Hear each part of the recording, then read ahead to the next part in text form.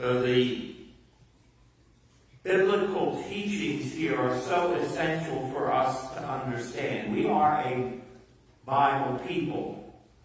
The Bible is the source of our truth, from which we get all of our theology. And so when we read the Scriptures, they're meant to teach us lessons, really eternal lessons. Although there are different forms of literature and different ways of expressing the truths are meant to be eternal. So we go back to Genesis and we hear some things that are foundational for Christians, in fact, for society. And we have to look at how God intended things to be. Because in Genesis we hear about God making everything. We get to chapter 2 here, and man is already created. And what happens? In this particular passage, man is alone. God is trying to find a suitable partner for him. Man realizes that the animals are not sufficient, even though they're there and they're meant to bring us companionship at times and joy, that they're not the suitable partner for man. So God is creating. God is interacting with human beings. And God is realizing something, or trying to teach man, that human nature, human beings are not meant to be alone. We are communal people. We're not meant to be rugged individuals, although sometimes we think we can do it alone. That's not God's intention. And you know why? Because the society and the family and everything that we're going to see is modeled after God himself. And God is a community of persons in relationship. There's a Father, Son, and Holy Spirit. There's not an aloneness. Yes, there's a oneness. God is truly one, but there's a community. And 3 individual persons in God, right? That's what we teach, a Trinity. So even God is not alone, so to speak. So when God is finding a suitable partner, it's not going to be one of the animals, but what's the biblical teaching here? That from the man himself, from his rib, which means there's an equality, it's not meant to be demeaning, but to say this is one of my flesh, one equal to me, is going to be made, called woman. And the biblical expression here is so beautiful. This one at last is bone of my bone, flesh of my flesh. This one we call woman, for out of her man, she has been taken. This one has been taken. So you see, there's meant to be an equality, not something where it's an animal where the man is given the power to name those animals. God said, whatever you call them, they shall be. But more so, this is part of you, yourself. This is part of your flesh. And so there's this beautiful creation of woman expressed in the Scriptures here. To realize this is the beginning, the foundation stone for the family.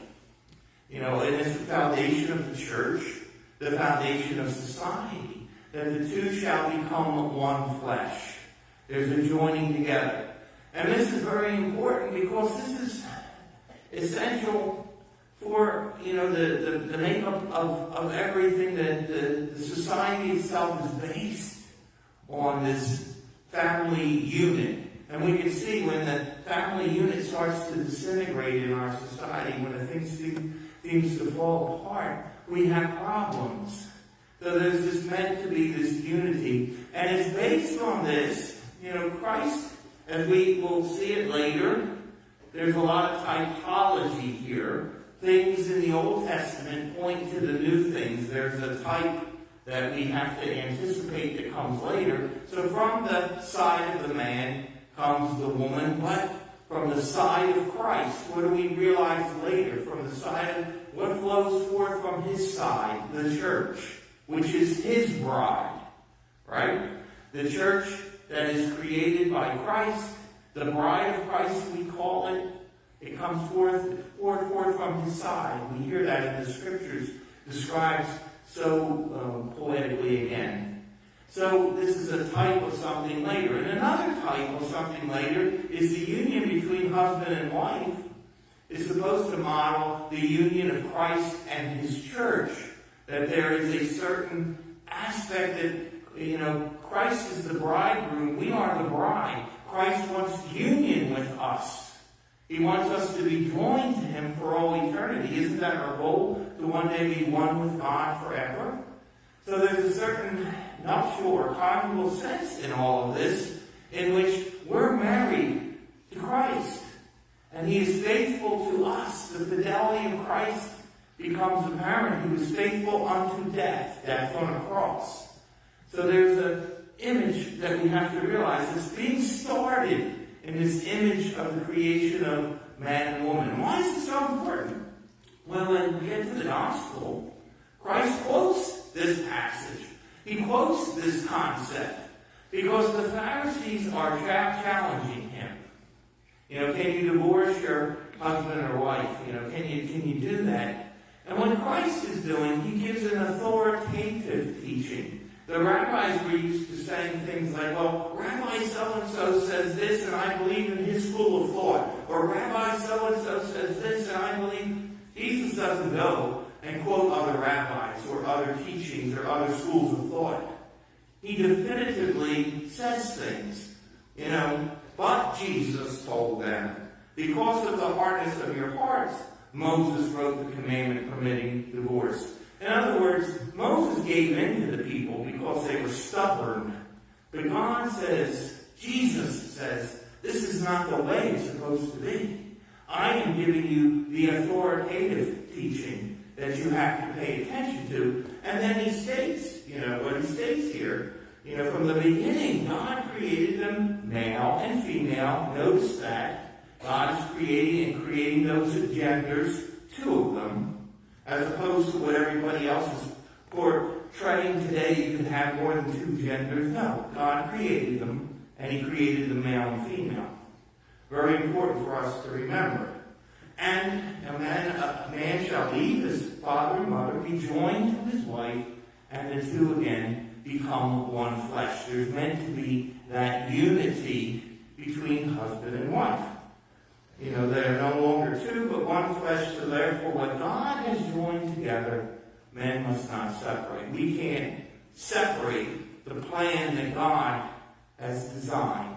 And that's important for all of us to learn, because we see the effects of it in our society. We're all somehow affected by, these situations, divorce and families and difficulties that we see spring up, all because of that. Because of the lack of unity, because when the family starts to crumble, so does the church, and so does society. That's the difficulty and the consequences that we see when we are not faithful to the teaching of Christ. Then something interesting happens. It's just not about the husband and wife, which I pointed out the important significance of that, but then look at what's brought in at the end of the passage. Little children are being brought to Jesus. Fruitfulness from the marriage is important to realize. God said what to the first human being? Be fruitful and multiply. Fruitfulness is the benefit, blessing of marriage. It was always seen, that children are a good thing that comes from it, because it's a faithfulness to God's covenant, the plan he has made, the plan he has designed. It's modeled after the Trinity. The Trinity, the Father loves the Son loves the Father, and their love for each other is fruitful in the sense that the Holy Spirit is the third person that comes from that relationship. So from a husband and wife, a child comes forth. Again, we're following the pattern that God has, the eternal pattern, and it's modeled in our family situation. And so the fruitfulness of the child, the children are coming here. Let the children come to me. Do not refuse them to come to Christ. Children at the time of Christ had no social value. They were seen as property. They didn't have any significance, at that point. So what is Christ doing? He's telling us in the acceptance of these children that they're valuable in his sight, even though society at his time was writing them off and saying they're like property. So he invites them there, and he even tells us, unless you become like them, you won't enter the kingdom of heaven. Doesn't mean we become childish, but we become childlike. And what does that mean? That we trust God as our Father, that we look up to God and realize he is in charge. And as a child looks to a parent, that we look to God and have faith and trust and ultimate, obedience to him. So we have to become childlike in that sense. And he blessed them, placing his hands upon them, showing the significance of, extending his love to them, those who were seen as insignificant in society at the time. Boy, is that a lesson for us to learn about children, and children in the womb even, as our society can just throw them away as insignificant or not important. So there's biblical lessons here for us. Things, eternal truths that we have to take to heart. It's because they're meant to guide our society. Incidentally, if you follow the apparitions of Fatima, and, Sister Lucy was the last seer, the one to live. Her two cousins had to die in being young children. But Sister Lucy lived into old age, and she had continued to have, visions even after the Fatima visions occurred publicly. And she said to those who, were able to talk to her, the final battle between God and Satan is going to be what? Be marriage and the family. Marriage and the family. Look at what's happening in our society. Isn't there a question, who can marry whom? Isn't there a question about the family? What's the modern family? What we define family as we think? No, let's not have children. Let's contracept, let's abort them. Look how there's an attack on marriage and the family according to the plan that God has designed. We should be attentive to this. I think there's a lot of warning that's been given to us and a lot of truth to the fact that we have to uphold the teachings, the biblical teachings, uphold the value of marriage, family, children, and then our society and our church will be rightly ordered. Right now, it tends to be disordered. May God bless you.